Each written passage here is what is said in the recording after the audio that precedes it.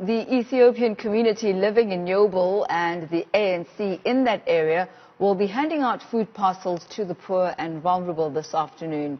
This effort is in response to the call made by President Cyril Ramaphosa for those who can help and to lend a helping hand to do so.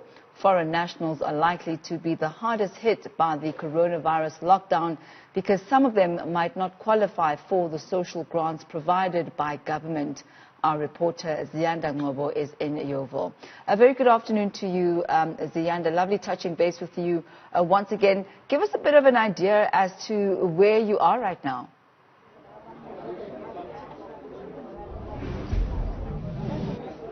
So we've gotten to another location now, Tammy, where a creche has been used as a collection point for food parcels. I'm going to ask my colleague to show you what exactly has been handed out here right now. And of course, you can see that there's a semblance of social distancing, even in terms of those who have been receiving the social grants. I'm going to continue walking, and it seems like it's mainly and predominantly the elderly here, Tammy, and I'm actually going to walk to someone who is quite special. It's 96-year-old Goglina, who is also one of the recipients of the food parcels. This is what she has received: potatoes, bread, maize meal, and beans and stock inside that particular parcel. Gogo, cela usitshela ukuthi uzizwa kanjani njengoba sebekulethela ukudla? Uthini? Ngithi uzizwa kanjani njengoba sebekulethela ukudla?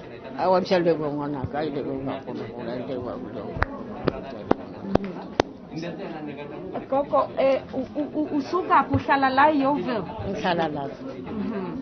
So uthole kanjani ukuthi uze la uzothola into yokudla? Mina ngikhulele ePietersburg. Lekhaya lami lisePietersburg. Usunesikhathi esingakanani ulana eYeoville? Hayi ngikade. Nota la kenyuvele ngihlale half umunyaka usuke nje basobe ekhaya ngibuye lapho. Ngihlala nedwa ekhaya, abantwana baya emizini yabo. Emizini yabo nangihlala la.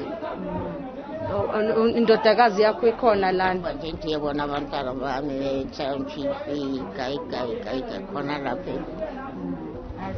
Well, that's Gogo Lina. Tammy basically saying she's very excited to be one of the recipients of the food parcels being handed out by the Ethiopian community. She's 96 years old, and she says she's originally from Petersburg, but now she is living here in Yeoville. Of course, we know the Ethiopian community in South Africa, alongside the ANC in this particular ward, are continuing with handing out parcels. But Tammy, I must say that it's been quite a difficult time for them, especially when looking at the numbers of people who have expressed the need to actually receive groceries during this time. We know that how they've gone about it is to actually have a list. So they're still walking around with their list, calling people's name out one by one. But it seems like there's an urgent need for there to be a return to this particular community to help those who may not have gotten assistance today.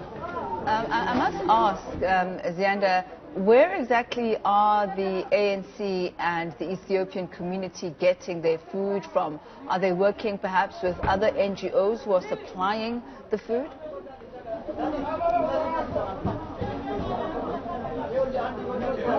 No, so the Ethiopian community, especially here in Yeoville, the people who put together these parcels are actually like local businessmen or spaza shop owners who have actually taken some of their stock, which they would have usually sold, and actually put these food parcels together in conjunction with donations received by the ANC in this particular branch, Tammy. I must say, as I'm watching you and your mask once again, I'm reminded of a conversation we had yesterday with one of the officers. Maybe if you had to take your mask and put it underneath your chin, it would perhaps not be coming up and closing your eyes as we speak. But Ziyanda, if you could give us an idea as to how many people have actually been assisted so far. You did make a mention of the fact that there is a list. But perhaps there may be other members of the community who may not be on that list, but who have perhaps come forward today.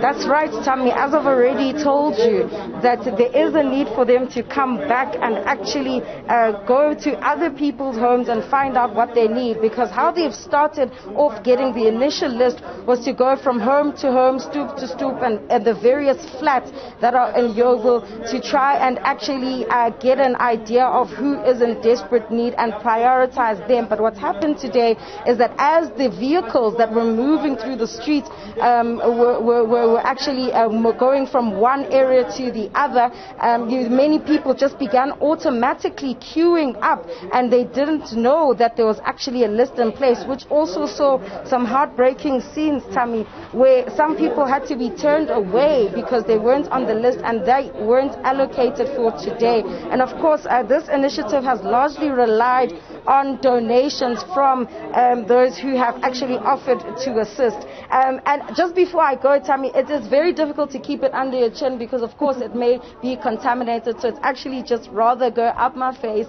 than for it to be under my chin where I could expose myself further.